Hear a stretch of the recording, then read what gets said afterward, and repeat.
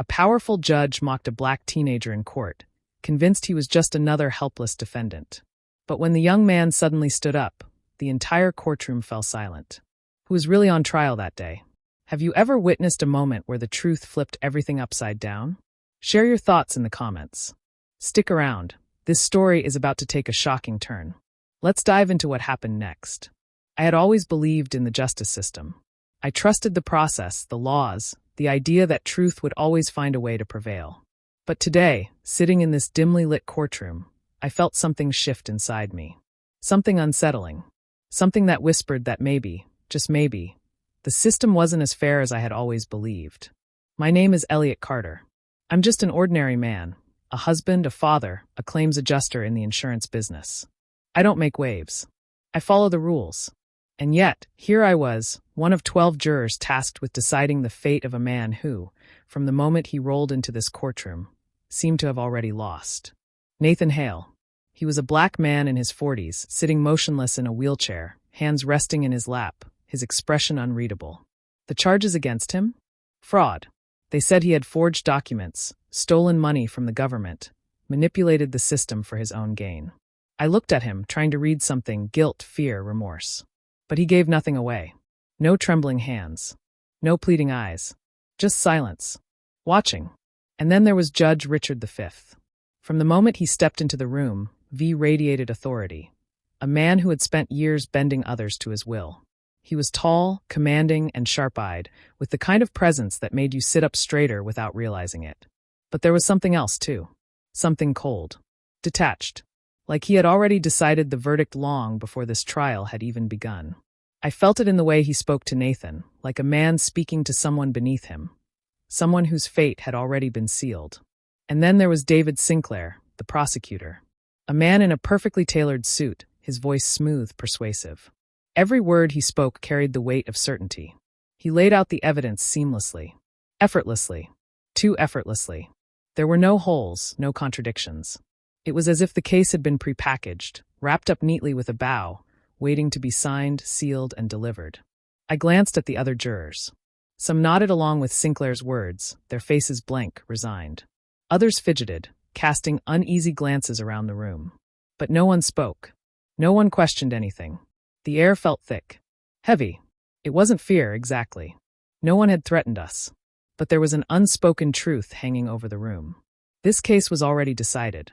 The jury was just here to play along. Nathan sat there, listening. Unmoving. V smirked at him from the bench, a glint of amusement in his eyes, as if daring him to fight back, knowing full well he couldn't win. I swallowed hard. Something about this didn't feel right. But in V's courtroom, what felt right didn't matter. And for the first time in my life, I wasn't sure if I was here to deliver justice, or just to witness an execution. David Sinclair stepped forward, adjusting his pristine cufflinks before addressing the jury. His every move was precise, deliberate, like a man who had already won. "Ladies and gentlemen," he began, his voice smooth as silk. "The evidence speaks for itself." He gestured toward a neatly stacked pile of documents on the prosecution's table. They were pristine. No creases. No notes scribbled in the margins. No signs of rushed handling. Too perfect. He flipped open the top file and held up a set of financial records for the jury to see. "These are the falsified government aid forms," he declared. "Each one signed by the defendant, Nathan Hale. Each one a lie." His words carried weight, sinking into the room like stones dropping into still water. A calculated pause followed, giving the jury time to absorb the alleged crime. I shifted in my seat. The numbers on the papers aligned too neatly. The transactions traced back to Nathan's name with an unnerving precision. No errors. No contradictions. Everything fit together too well. Real cases didn't work like that. There were always inconsistencies. Messy details. Small gaps. Something that didn't quite add up. Investigations were never this spotless. But here, there wasn't a single loose thread to pull. Sinclair turned to Nathan, stepping closer. His eyes sharpened. His voice took on a subtle edge. "Mr. Hale, do you deny that these documents bear your signature?" Nathan didn't flinch. "I don't deny that my name is on them." A ripple of murmurs spread through the courtroom. Sinclair smiled, a small, triumphant smirk, sensing victory. "Then you admit to the fraud," he pressed. Nathan exhaled slowly, his gaze steady. I admit that someone wanted it to look that way. Silence. For the first time, Sinclair's confidence wavered, if only for a fraction of a second. Judge V, who had been observing like a king on his throne, leaned forward, his expression unreadable. "Let me get this straight," V drawled, tapping a finger against his desk. "Are you saying that these official government documents with your signature, your fingerprints, were fabricated?" Nathan met his gaze without hesitation. "That's exactly what I'm saying." The room tensed. A few jurors exchanged glances. I felt my pulse quicken. I looked down at the stack of pristine files, at the flawless evidence, and suddenly a thought crept into my mind. A thought I hadn't dared to entertain before. What if he was telling the truth? And worse, what if we were all being played? Nathan's response had sent an uncomfortable ripple through the room. It wasn't defiance. It wasn't desperation. It was calm. The kind of calm that unsettled people, because it meant one of two things. Either he was a master manipulator, or he was telling the truth.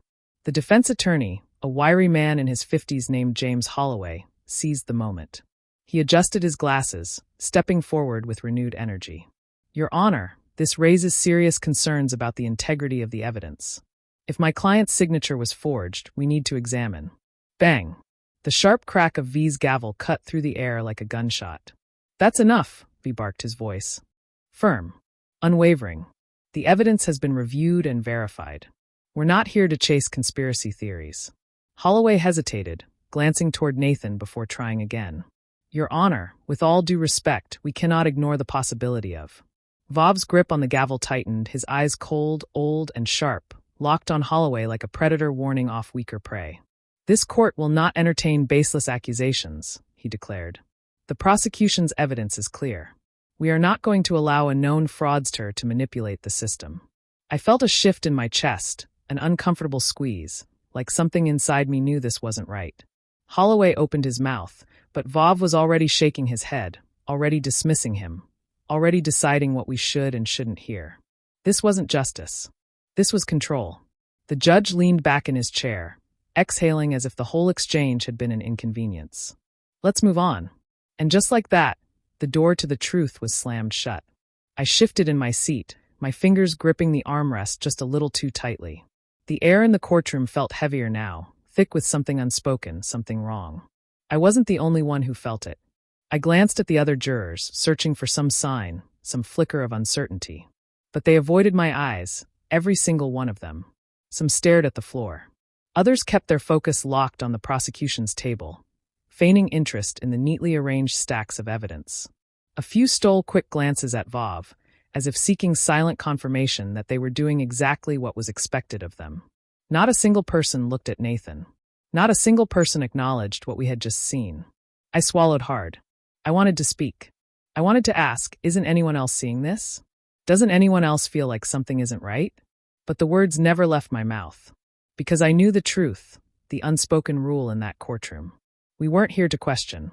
We were here to comply. Judge Vov had already decided. The case had been wrapped up before it even began. And if I spoke up, if I said the wrong thing, if I even hinted at the idea that I wasn't convinced, what then? Would Vov shut me down like he had with Holloway? Would I become a target? A problem that needed to be handled? Or worse, would I be dismissed? I felt it then. The quiet, suffocating pressure of power. Not the kind that shouted or threatened, but the kind that silenced. The kind that made ordinary people, people like me, too afraid to do what they knew was right. I exhaled slowly, forcing myself to stay still, to say nothing. And in that moment, I understood. We weren't here to decide anything. The verdict had already been written. We were just here to play along. The silence in the courtroom had weight, thick, pressing, suffocating. All eyes were on Nathan Hale. He sat there, unmoving, unshaken, his hands resting on the arms of his wheelchair. There was no desperation in his eyes, no frantic pleas for mercy. He wasn't afraid. And then, in a voice as steady as stone, he spoke. "I am not guilty. Those documents were fabricated." The words hung in the air, untouched, unwavering. A few people in the gallery scoffed, a low murmur spreading through the room. Somewhere behind me, I heard someone shift in their chair. But the most chilling reaction wasn't from the spectators. It was from Judge Vov. He didn't frown. He didn't slam his gavel in outrage. He smiled. It was small, just a slight upward twitch of the lips. A a smirk filled with something close to amusement. Not surprise. Not anger. Just amusement. Like a cat watching a mouse struggle before the inevitable. Slowly, Vav leaned forward, resting his elbow on the bench.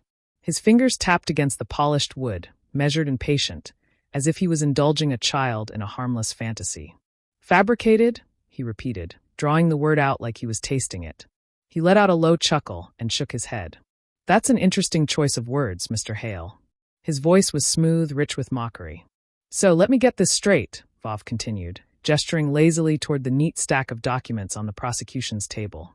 You're telling this court that these official records, documents bearing your name, your information, your signature, were somehow planted. He turned to the jury, eyebrows raised in mock curiosity, as if waiting for one of us to laugh along with him. No one did. Nathan held his gaze, unblinking. Yes, he said. That's exactly what I'm saying. Another ripple of whispers filled the room. I saw Sinclair shift slightly, adjusting his tie. Vav, however, just exhaled through his nose, shaking his head like a teacher disappointed in a foolish student. Mr. Hale, he mused, his voice dangerously calm. Do you really think you can outsmart the system? That you, of all people, can manipulate the justice process and walk away? A pause. A pause that shouldn't have mattered, but did. Because in that moment, it was clear. Vav didn't see a man sitting before him. He saw a problem that needed to be eliminated. And as Nathan sat there, unshaken in the face of it all, I realized something. He wasn't just fighting for himself. He was fighting something much bigger. Judge Vav exhaled slowly, as if savoring the moment. His fingers tapped rhythmically against the polished wood of his bench, his expression unreadable. Not solemn. Not conflicted. Just inevitable. Then he looked up, scanning the room. His gaze lingered on the jury just long enough to remind us of our place. He already knew how this would end. We all did. A smirk tugged at the corner of his mouth as he leaned forward, his voice steady, unshaken. Nathan Hale, I find you guilty. The words landed like a hammer. Yet they carried no weight for Vav, no hesitation, no burden. Just another case closed. A hush fell over the room. No gasps. No murmurs. Just silence. Cold. Suffocating. Final. And yet, despite knowing this was coming, despite understanding from the very start that this verdict had been decided long before any of us stepped foot in this courtroom, it still hit me like a punch to the gut. I felt my stomach tighten, a sharp, unbearable pressure building in my chest. It was as if something inside me had snapped. Yet there was no sound, no visible break. Just the crushing weight of injustice settling into place. I gripped the edge of my seat. Knuckles white, my pulse pounded in my ears. I wanted to move, to speak, to do something, but I didn't, because what difference would it make? The trial was never real. The verdict had been written before the first witness had spoken before the first piece of evidence had been presented. Nathan was always meant to lose. And yet, as I looked at him, I saw no fear, no anger, no despair. He just sat there, waiting, like he knew something none of us did. The silence that followed V's verdict was suffocating. I could hear my own heartbeat, a steady drum against my ribs, deafening in the absolute stillness of the courtroom. No one spoke. No one moved. Not the jurors, not the spectators, not Nathan. And then a sound. A slow, deliberate creak. I turned toward it, my breath hitching. The wheels of Nathan's chair groaned against the polished floor, the rubber scraping softly as he adjusted his position. It was subtle, barely noticeable at first, just a slight shift, like he was readjusting himself. But then he pushed against the armrests, his hands firm and steady, gripped the edges of his chair. And then Nathan Hale stood up. Not wobbly, not struggling. He rose with quiet strength, unfolding himself from the seat like a man who had never belonged there in the first place. For a moment, no one reacted, because it was impossible, because he wasn't supposed to be able to stand. A sharp gasp echoed from the gallery. Someone in the back dropped a pen. I heard a choked sound from one of the jurors. Across the room, Sinclair's mouth hung open, his carefully rehearsed certainty crumbling. He blinked rapidly, as if his mind couldn't process what his eyes were seeing. But V. V was the one who snapped backward, his hands, once lazily draped over his desk, suddenly clutching the wooden bench as if bracing for impact. His breath hitched, his chest rising in a sharp, startled gasp. For the first time, he looked afraid. Nathan's gaze met his, unflinching, steady. And in that instant, the balance of power in the room shifted. Nathan stood tall. The room froze. Every eye in the courtroom was locked on him, disbelief thick in the air. No, no one moved. No one breathed. No one understood what was happening. Then, in one smooth motion, Nathan reached into his pocket. For a split second, no one reacted. The shock of seeing him on his feet had stolen every ounce of logic from the room. But as his hand emerged, gripping something small and metallic, I saw V's fingers twitch toward his gavel, as if he still believed he could silence this. He couldn't. Nathan flipped open the badge in his hand. Nathan Hale, Special Agent, United States Department of Justice. The silence shattered. A pen clattered onto the table as one of the jurors fumbled, his fingers trembling. The woman beside him sucked in a sharp breath, her face pale, as if all the blood had drained from it. Sinclair took a step back. Just one. But it was enough. The smooth, confident prosecutor was unraveling. V, however, didn't move. His expression remained unreadable for a moment longer, as if his brain was struggling to catch up with reality, as if he could will this moment into not existing. Nathan took a step forward, his voice cutting through the stunned silence. I've been investigating you for months, V. The judge's jaw clenched. His knuckles turned white against the bench. Nathan's eyes didn't waver. How many innocent people have you condemned? How many times have you sold verdicts to the highest bidder? No one dared to speak. V didn't answer. But the color had drained from his face, his smirk long gone. Sinclair, now visibly shaken, took another step back, his shoulders stiff, his fingers twitching at his side, as if calculating an escape route. But there was nowhere left to run. In that moment, the entire courtroom shifted. Nathan was no longer the defendant.